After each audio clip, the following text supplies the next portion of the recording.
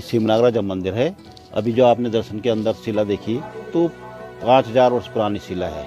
आपने बाल्यकाल में पढ़ा होगा जब काल्यानाग का नाथन किया था यमुना जी में भगवान कृष्ण ने, तो काल्यानाग को उन्होंने कहा था कि तुमने जो है बहुत पाप करते हैं, बहुत विष फैला के कई प्राणियों की हत्या हो गई है, तो तुम इसका जो है प्रायश्चित करो। तो काल्यानाग ने बोला भगवान मैं कैसे प्रायश्चित करूं, मुझे बताओ। तो उन्होंने कहा कि हिमालय पर्वत में रमणीक द्वीप नाम का एक स्थान है जिसको आजकल श्रीमुखी नाम से प्रसिद्ध है, वहाँ जाओ और वहाँ तुम तपस्या करो, तब तुम्हारा प्रायश्चित पूरा होगा। तो काल्यानाग ने बोला भगवान मैं तो गरुड़ के डर से यहाँ छुपा हूँ, मेरा शत्रु तो गरुड़ है, तुम मेरे को खा जाएगा। तो कहा कि नहीं, वहाँ तुम्हारा गरुड़ कुछ नहीं करेगा। उन्हें अपने पाँव के निशान काल्यानाग के माथे पर लगाए और काल्यानाग फिर यहाँ पर आए, उन्होंने तपस्या की। फिर महाभारत युद्ध के बाद भगवान कृष्ण जो है अशांत हो गए थे उस दृश्य को देख करके, और उन्होंने अपनी माता देवकी जी से आगे ली कि मैं कुछ समय के लिए हिमालय में शांति के लिए जाता हूँ। तो फिर उनके एक भक्त थे यहाँ पे गंगूरमोला जी, तो भक्त तो थे लेकिन वो क्या है कि संसार में आके जो घमंडी हो गए थे और क्रूरता से यहाँ का शासन कर रहे थे, गणपति थे यहाँ के।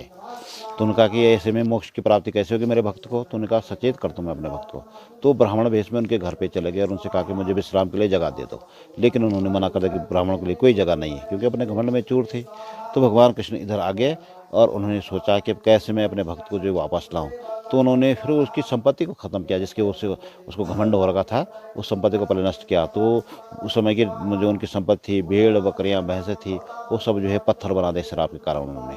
फिर जब उनको पता लगा रही ये क्या हो गया, मेरे से गलती हो गई, फिर वो ब्राह्मण देवता के ढूंढ में चलने लगे। आखिर वो थक हार गए और इस स्थान पर बैठ गए कि भगवान तू इशारा है, तू यहीं पे देगा तो दर्शन देगा। फिर 26 नवंबर को भगवान कृष्ण ने जो है यहाँ पे गंगूरमोला जी को काल्यानाग के रूप में दर्शन दिए। 26 नवंबर को उस दिन को जो है उत्सव के रूप में यहाँ पे मनाया जाता है, और हर एक साल छोड़ के जो है मेला, एक साल छोड़ के मेला होता है। फिर उनको जो है 2 वरदान दिए उन्होंने गंगूरमोला जी को। उन्हें एक वर मांगा उन्होंने कि मुझे जो अपने बगल में जगह दे ताकि मैं जो है आजीवन आपकी सेवा करता रहूँ। फिर उनका मंदिर बन गया, जो बगल में देखा होगा आपने गंगूरमोला जी का मंदिर है। और एक बार उसकी जो है कोई वंश नहीं था, तो उन्होंने कहा कि मेरा वंश कैसे चलेगा। तो 84 साल के अवस्था में 2 पुत्र हैं उनके, शुद्धवा विधवा, जिनका पूरा जो है हिमालय राज्य में जो है राज्य रहा, बड़े वीर हुए वो। तो इस तरह से यहाँ की कहानी। तो उन्होंने कहा कि आज से जो स्थान में आएगा उसकी मनोकामना पूर्ण होगी। फिर वो शिला रूप में जो है विलुप्त हो गया यहाँ पे। वो सिमनाग राजा भगवान की जय।